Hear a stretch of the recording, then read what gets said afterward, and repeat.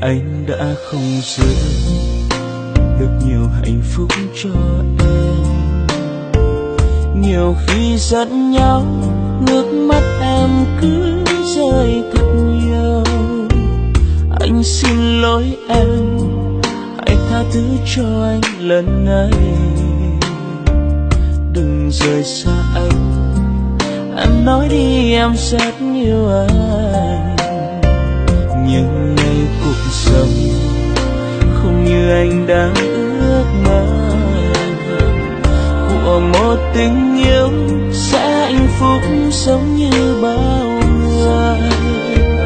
Một người yêu em đắm say, một người bên em mỗi khi mà giờ đây nước mắt anh đã rơi rồi.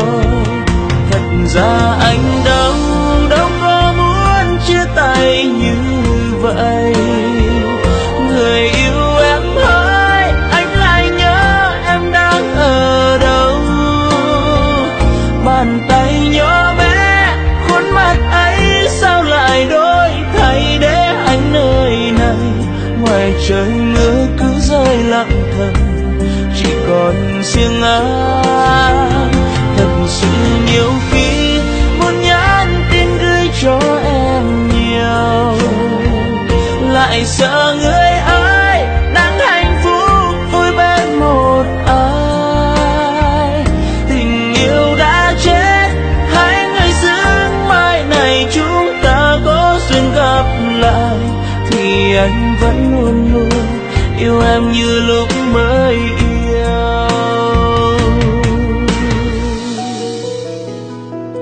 Thật ra anh đâu có muốn chia tay như vậy. Người yêu em ơi, anh lại nhớ em đang ở đâu.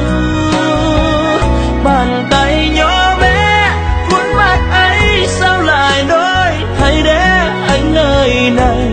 Ngoài trời mưa cứ rơi lặng thầm, chỉ còn riêng anh. Nhiều khi muốn nhắn tin gửi cho em nhiều, lại sợ người ấy đang hạnh phúc vui bên một ai. Tình yêu đã chết, hai người giữ mai này chúng ta có duyên gặp lại, thì anh vẫn luôn luôn yêu em như lúc.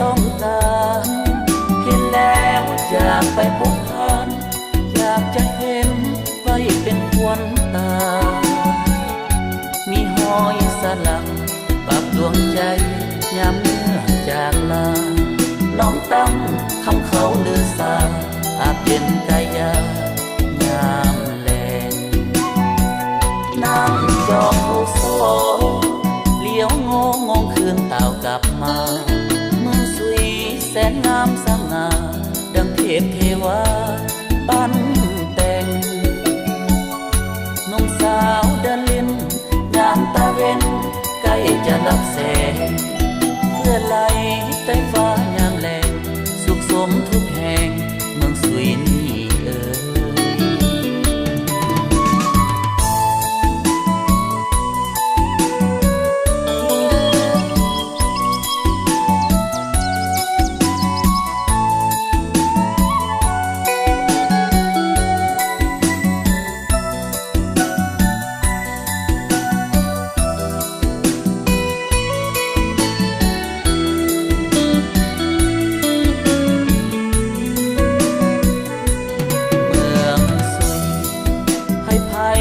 ก็ยังต้องการเห็นแล้วอยากไปพบผ่านอยากจะเห็นไปเป็นควันตามีหอยสลักปักดวงใจยามเมื่อจากลาน้องตั้งคำเขาลือสาอาบเย็นกายายามแลงนั่งจองลูกโซ่เลี้ยวงงคืนเต่ากลับมาแสนงามสง่าดังเทพเทวาปั้นแต่งน้องสาวเดินลิ้นงามตาเว้นใกล้จะรับแสงเพื่อไหลใต้ฟ้า